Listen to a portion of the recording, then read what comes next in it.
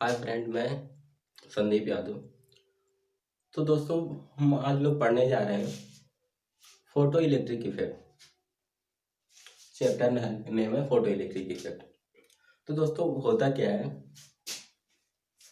हम लोग जानते हैं कि जो लाइट होती है वो डुअल नेचर शो करती है। डुअल नेचर मतलब वो दो नेचर शो करती है, डबल नेचर। एक होता है वेव और एक पार्टिकल। तो देखो, पार्टिकल नेचर में क्या होता है, वेव नेचर में होता है कि जो लाइट होती है वो वेव के फॉर्म में होती है। बट जो पार्टिकल है, पार्टिकल नेचर, इसमें क्या होता है कि जो लाइट होती है वो छोटे छोटे पार्टिकल से बनी होती है। जो लाइट होती है वो छोटे छोटे पार्टिकल से मिलकर बनी होती है। और इन पार्टिकल्स को क्या बोलते हैं? पार्टिकल्स क्या बोलते हैं? फोटॉन बोलते हैं। इन छोटे छोटे पार्टिकल्स होते हैं, इन्हें क्या बोलते हैं? फोटॉन बोलते हैं। तो क्या होता है कि इसकी एक थ्योरी फोटॉन थ्योरी। तो फोटॉन थ्योरी होती है कि जो फोटॉन की होती है स्पीड, पहला जो फोटॉन की स्पीड होती है ऑफ फोटॉन, ये होती है लाइट के स्पीड के इक्वल होती है। लाइट की स्पीड कितनी होती है? 3 × 10⁸ मीटर पर सेकेंड। दूसरा, ये फोटॉन थ्योरी के दूसरा फोटॉन थ्योरी का कहता है कि जो इस फोटॉन का होता है, फोटॉन का जो मास है वो होता है कि डिफाइन नहीं है। जो होता है कि फोटॉन है, इसका जो मास होता है वो डिफाइन नहीं होता है। बट क्या होता है कि जो फोटॉन का रेस्ट मास है इसे जीरो माना जाता है। जो फोटॉन है, अगर कोई फोटॉन रुका हुआ है तो उसका जो मास है वो जीरो माना जाता है। फिर क्या होता है कि जो एवरी फोटॉन, मतलब प्रत्येक फोटॉन की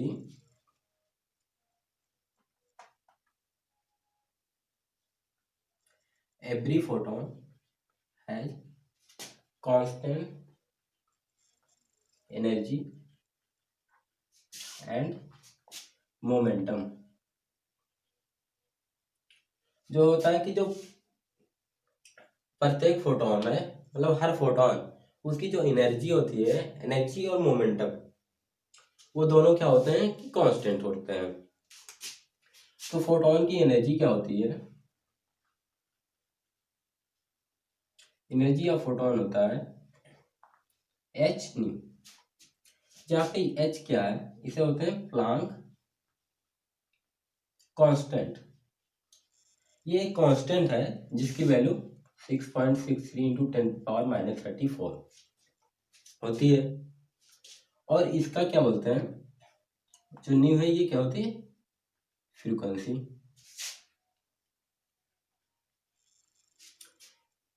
न्यू क्या होती है? फ्रीक्वेंसी होती है। और जो फोटॉन का मोमेंटम होता है, फोटॉन का जो मोमेंटम होता है वो कितना होता है? h/λ इक्वल टू h/λ होता है। यानी हर फोटॉन की एक फिक्स एनर्जी होती है और मोमेंटम होता है। अगला क्या है?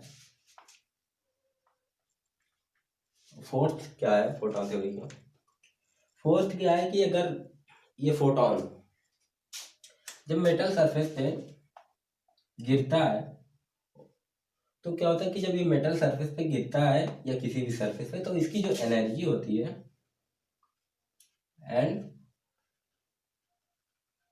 Momentum remain conserve.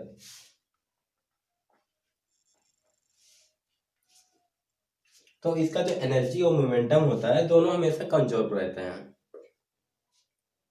मतलब इसका ना तो एनर्जी और मोमेंटम जो होता है जैसे जो एनर्जी हुआ ये कहीं लॉस नहीं होता, ये अपनी सारी एनर्जी उस पार्टिकल को दे देता है, इलेक्ट्रॉन को दे देता है, उस इलेक्ट्रॉन को निकालने के लिए।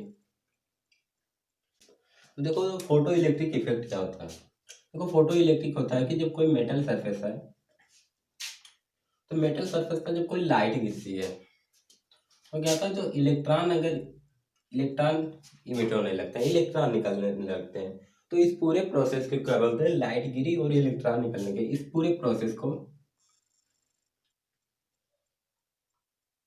इस पूरे फिनोमिना को क्या बोलते हैं, फोटो इलेक्ट्रिक इफेक्ट बोलते हैं। अब देखो ये एक्सपेरिमेंट से पाया जाए,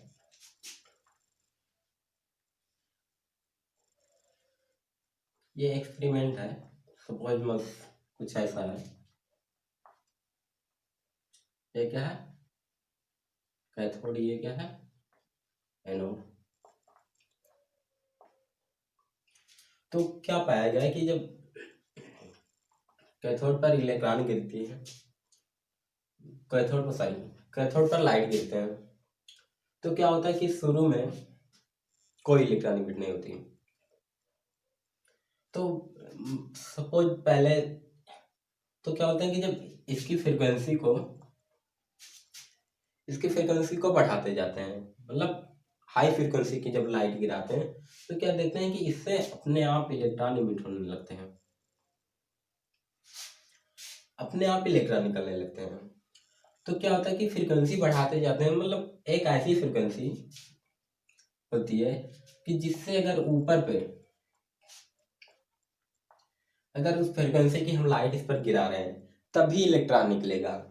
अदरवाइज हम इस फ्रिक्वेंसी से नीचे पर, इस फ्रिक्वेंसी से अगर हम नीचे कम फ्रिक्वेंसी वाला लाइट इस पर गिराएंगे तो इलेक्ट्रॉन कभी नहीं निकलेगा।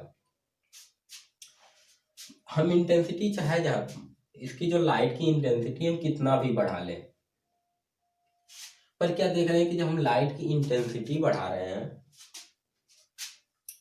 सपोज यहाँ से पे हम वायलेट लाइट गिरा रहे हैं, इलेक्ट्रॉनिक, जब हम इसकी इंटेंसिटी बढ़ा रहे हैं तो हम देख रहे हैं कि इंटेंसिटी बढ़ाने पर जो करंट होती है, यहाँ पे एक कमेंट लगा देते हैं, करंट का मान क्या होता है, बढ़ जाता है।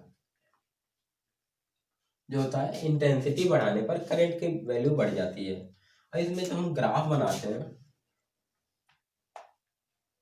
ग्राफ क्या, ये भी अब देख रहे हैं कि यहाँ से इलेक्ट्रॉन निकल रहे हैं, अब इस प्लेट को हम क्या कर रहे हैं, निगेटिव कर रहे हैं, निगेटिव करेंगे तो क्या होगा, ये इलेक्ट्रॉन को इधर धकेलेगा।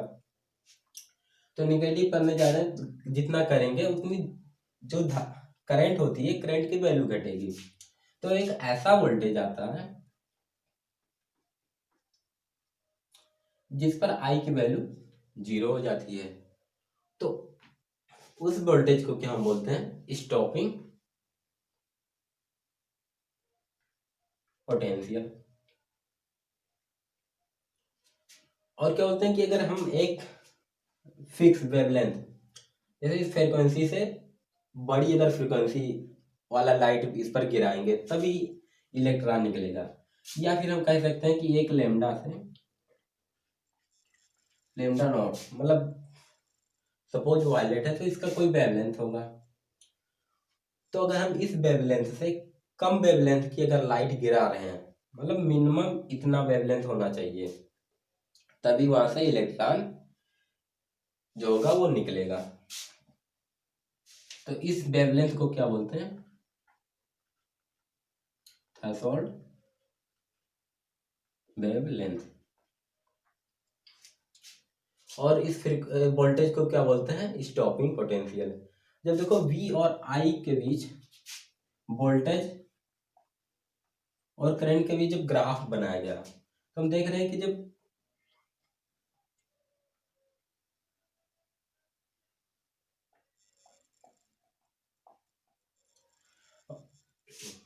यहाँ पे I3 greater than I2 greater than I1, हम यहाँ देख रहे हैं कि I1 यानी हम इंटेंसिटी, यहाँ पे I क्या है, इंटेंसिटी, हम देख रहे हैं कि इंटेंसिटी जब हम बढ़ा रहे हैं तो धारा जो होता है करंट की वैल्यू वो धीरे धीरे बढ़ रही है, लेकिन हम जब वोल्टेज को धीरे धीरे घटा रहे हैं, यहाँ प्लस है माइनस की तरफ कर रहे हैं, तो एक ऐसा वोल्टेज आता है जहाँ पे करंट की वैल्यू 0 हो जाती है। इस वोल्टेज को क्या बोलते हैं? We not. इस वोल्टेज को बोलते हैं स्टॉपिंग पोटेंशियल। फिर उसके बाद क्या होगा कि जब इसके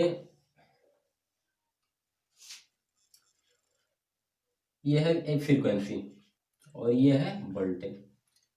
फ्रीक्वेंसी और वोल्टेज जब हम इसके ग्राफ बना रहे हैं तो क्या बोल रहे हैं कि हम धीरे धीरे फ्रीक्वेंसी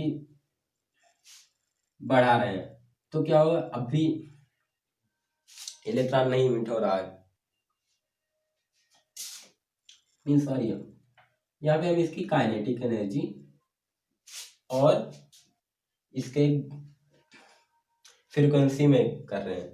तो जो अभी यहाँ पे देख रहे हैं, अभी इलेक्ट्रॉन इमिट नहीं हो रहा है, यहाँ सपोज यहाँ पे आया है तो इसका इलेक्ट्रॉन इमिट होने लगा और वो ग्राफ कुछ ऐसा बना थीटा कोण पे। अलग फ्रीक्वेंसी का और इससे ज्यादा फ्रीक्वेंसी का उसका ग्राफ ऐसे बना, समझे? तो इससे क्या होगा कि इससे हम एक इक्वेशन बना रहे हैं, ये क्या है, एक स्ट्रेट लाइन। तो आइंस्टीन ने एक इक्वेशन दिया, आइंस्टीन का जो इक्वेशन है क्या बोलते हैं, के ई काइनेटिक एनर्जी, जो इलेक्ट्रॉन की काइनेटिक होती है, जैसे जब हम इसकी फ्रीक्वेंसी बढ़ा रहे हैं, फ्रीक्वेंसी बढ़ाते हैं, तो एक टाइम ऐसा आएगा कि इतनी फ्रीक्वेंसी दोगे तभी वो इलेक्ट्रॉन सरफेस को छोड़ेगा। तो उस जो एनर्जी को क्या बोलते हैं, मतलब इतनी एनर्जी, कम से कम तुम्हें इतनी एनर्जी देना पड़ेगा तभी वो इलेक्ट्रॉन वो सरफेस छोड़ेगा, अदरवाइज वो इलेक्ट्रॉन नहीं निकलेगा। तो उस एनर्जी को क्या बोलते हैं, मिनिमम एनर्जी।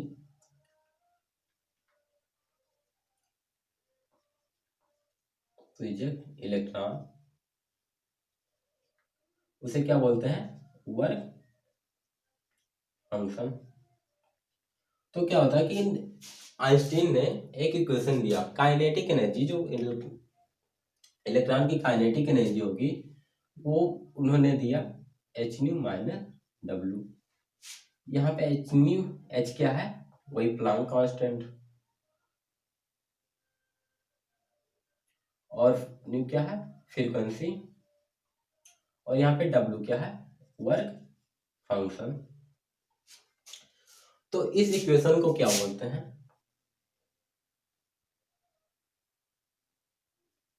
आइंस्टीन फोटो, इस इक्वेशन को क्या बोलते हैं, आइंस्टीन फोटो इलेक्ट्रिक इक्वेशन।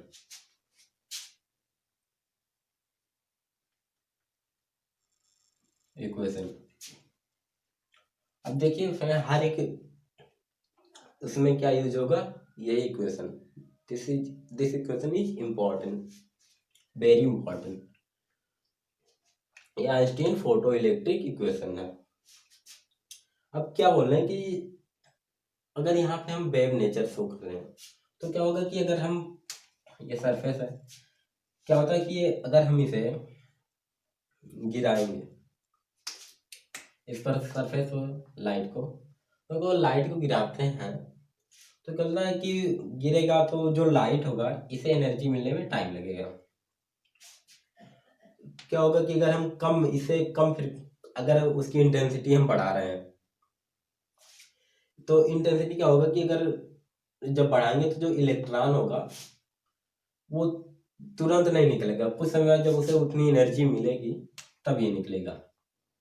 जबकि इसमें क्या पाया गया कि जैसे ही उतनी फ्रिक्वेंसी की या उतनी वेवलेंथ की जो लाइट वहां पे गिरी, तुरंत इलेक्ट्रॉन निकल जाता है। तो इससे ये माना गया कि जो होता है, ये जो लाइट होती है वो लाइट पार्टिकल नेचर की होती है। क्या होता है कि जो एक पार्टिकल, एक फोटोन होता है, एक फोटोन केवल एक इलेक्ट्रॉन को ही निकाल सकता है, यानी एक फोटोन एक ही इलेक्ट्रॉन निकाल सकता है। तो हमेशा जो फोटोन होता है उससे कम ही इलेक्ट्रॉन निकलते हैं। क्यों? क्योंकि देखो जो फोटोन जितना गिरा, मान लो 1000 फोटोन गिरा, तो जो फोटोन गिरा तो कुछ इलेक्ट्रॉन को यहाँ से यहाँ तक आने में एनर्जी खर्च हो जाएगी। सपोज इसको इतनी एनर्जी ही मिली, इससे सरफेस वाले इलेक्ट्रॉन तो आसानी से निकल सकते हैं, बट जो सरफेस वाले इलेक्ट्रॉन नहीं है वो आसानी से नहीं निकलेंगे, तो वो एनर्जी उसमें लॉस हो जाती है। तो ये जो काइनेटिक एनर्जी है, मैक्सिमम काइनेटिक एनर्जी है। हर इलेक्ट्रॉन की काइनेटिक एनर्जी सेम नहीं होती है। जैसे जो सरफेस है उसकी काइनेटिक एनर्जी बहुत ज़्यादा होगी, उससे जो नीचे है उसकी काइनेटिक एनर्जी बहुत कम होगी। ठीक है, अब देखो जब यहाँ पे हम लोग बनाए थे कि यहाँ से जब इलेक्ट्रॉन निकल रहे हैं तो इलेक्ट्रॉन के कुछ काइनेटिक एनर्जी होती है। अब जब यहाँ हम इसके अपोजिट यहाँ निगेटिव होते तो कहते हैं जो उसकी काइनेटिक एनर्जी 0 होती है। तो ऐसी क्या बोल सकते हैं, स्टॉपिंग पोटेंशियल।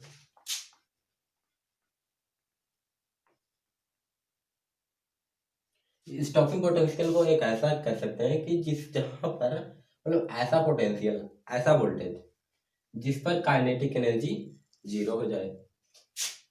अब यहाँ देखो वर्क फंक्शन क्या होगा कि हम कोई मेटल सरफेस है तो मेटल सरफेस को एक मिनिमम फ्रीक्वेंसी वाला चाहिए। मान लो फिर मिनिमम फ्रीक्वेंसी वाला म्यू नॉट है, कम से कम आपको म्यू नॉट फ्रीक्वेंसी की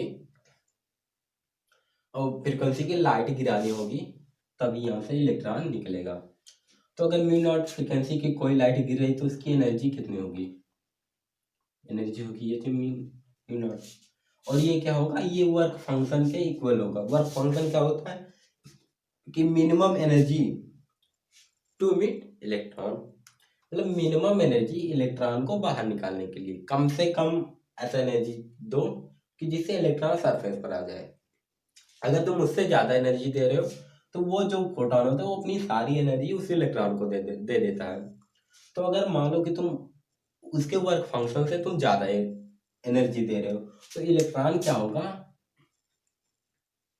उसके वर्क फंक्शन वाला एनर्जी वो यहाँ से यहाँ तक आने में ले लेगा, बाकी सारा एनर्जी वो इलेक्ट्रॉन के काइनेटिक एनर्जी के रूप में होगा। इलेक्ट्रॉन उतनी काइनेटिक एनर्जी से बाहर निकलेगा। तो यहाँ से हम लिख सकते हैं उसकी जो काइनेटिक एनर्जी होती है, तुम जितनी फ्रिक्वेंसी की लाइट दे रहे हो माइनस कम से कम इसे कितनी फ्रिक्वेंसी की लाइट चाहिए, तो काइनेटिक एनर्जी क्या होगा, H new minus H new minus new not. अब सपोज कोई क्वेश्चन ले लो। क्वेश्चन क्या है कि मान लो कोई मेटल है, मान लो ये एक्स मेटल है, इसका वर्क फंक्शन क्या होगा, वर्क फंक्शन जो कम से कम वर्क फंक्शन क्या है, 2 वोल्ट, 2 वोल्ट है। हम क्या कर रहे हैं कि इस पर क्या कर रहे हैं कि 900 नैनोमीटर की लाइट गिरा रहे हैं। इस पर जो लाइट की फ्रीक्वेंसी वेवलेंथ है वो 900 नैनोमीटर है। तो 900 नैनोमीटर है, तो इस पर जब हम लाइट गिराएंगे तो हमें फाइंड करना है, फाइंड क्या करना है कि इलेक्ट्रॉन इमिट और नॉट।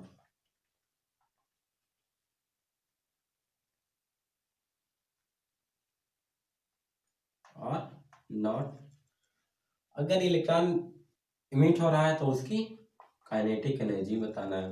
अगर इलेक्ट्रॉन इमिट नहीं हो रहा तो काइनेटिक एनर्जी 0 है। तो हमें पता है कि काइनेटिक एनर्जी इक्वल टू होता है H new minus work function.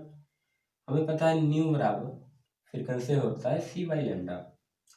तो हमें पता है एच की वैल्यू 6.63 इंटू सी की वैल्यू 3 इंटू 10⁸ और इसकी वैल्यू होती है 6.63 इंटू 10⁻34 अपॉन इसकी कितना होती है, हमें बैलेंस कितना दिया है ना 900 × 10⁹ मीटर। ये पूरी एनर्जी किसमें है, जूल में है। इसे हम 1.6 इंटू 10⁻19 से क्या करेंगे, डिवाइड करेंगे, तो अपना क्या आ जाएगा इलेक्ट्रॉन वोल्ट में -2। अब देखो क्या होगा, यहाँ से 9 9 18 28, तो क्या होगा 6.63 कितना हो गया 300, कितना हो गया 100, 2.21 इंटू 10⁻30 इंटू 10⁻8 इंटू 10⁻28 इंटू 10⁻+20 -9 -10⁻9 -2 कितना हो जाएगा अपॉन 1.6 कितना हो जाएगा 2.21 अपॉन 1.6 इंटू 34 30 और फिर ये कितना हो जाएगा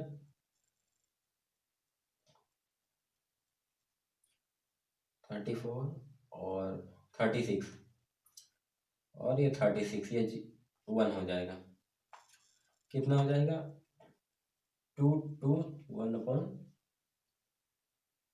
16 यानी कितना हो जाएगा 16 डिवाइड बाई 2.1 कितना हो जाएगा 22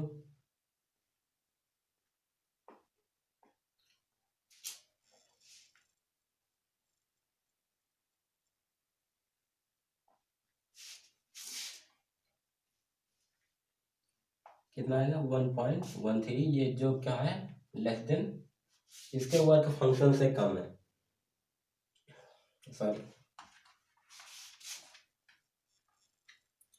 इतना है। तो यहां से क्या आ रहा है इसका कि E इक्वल टू